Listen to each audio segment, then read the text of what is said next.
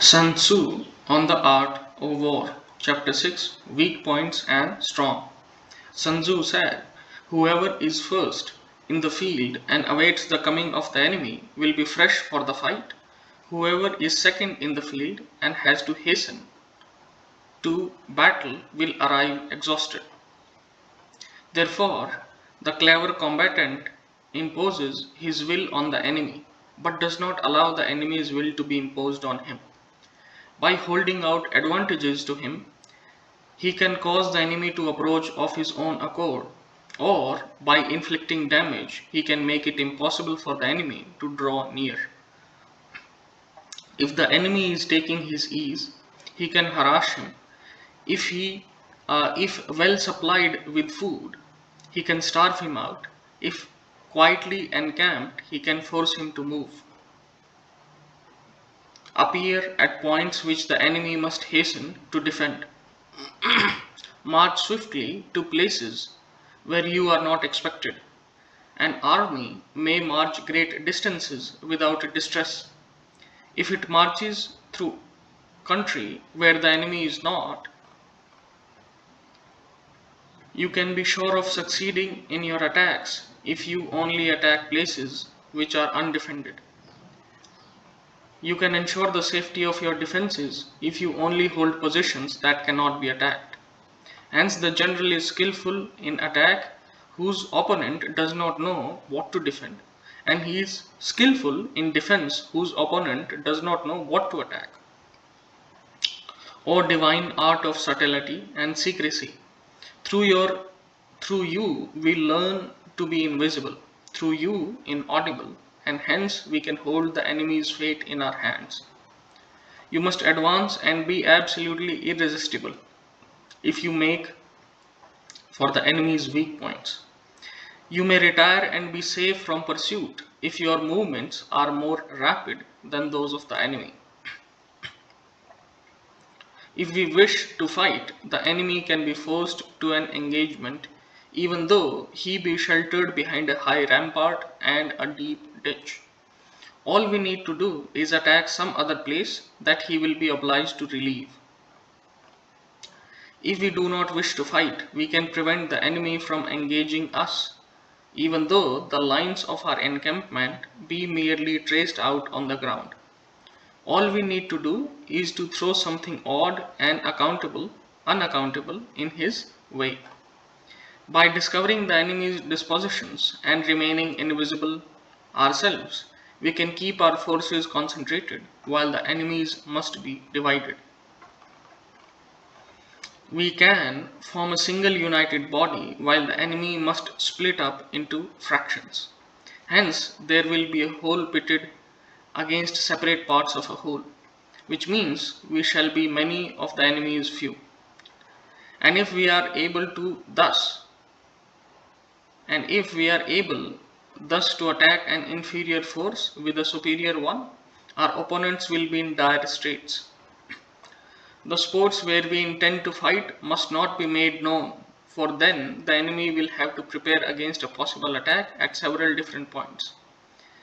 And his forces being thus distributed in many directions, the numbers we shall have to face at any given point will be proportionately few. For should the enemy strengthen his van, he will weaken his rear. Should he strengthen his rear, he will weaken his van.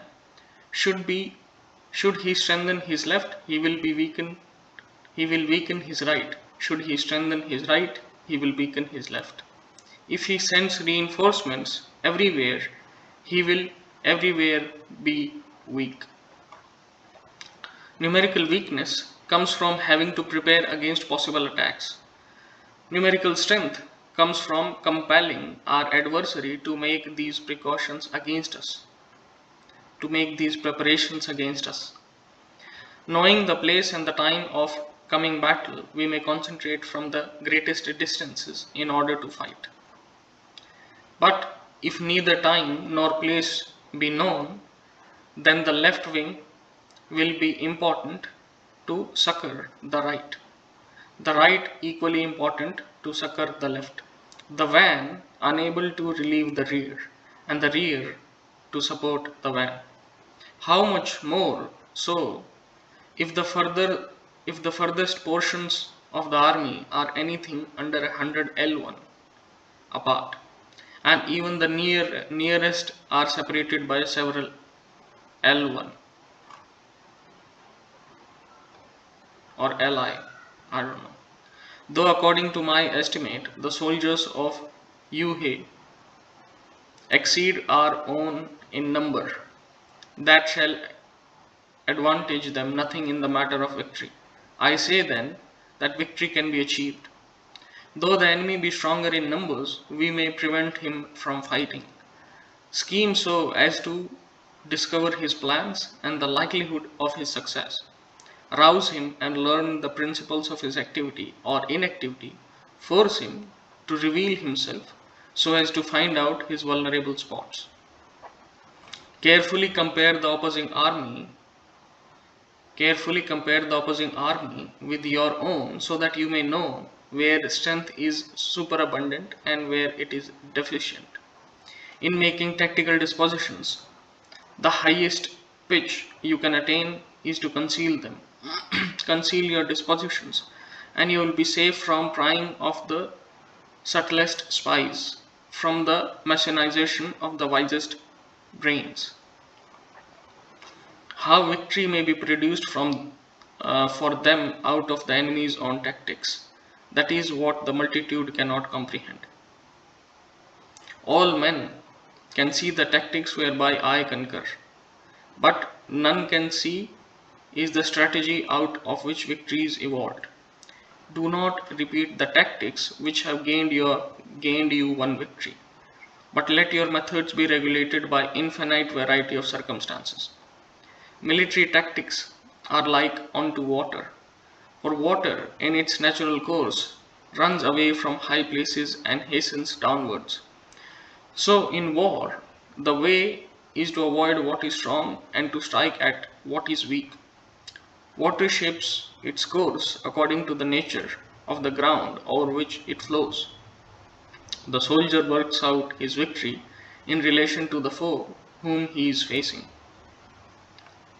Therefore, just as water retains no constant shape, so in warfare there are no constant conditions.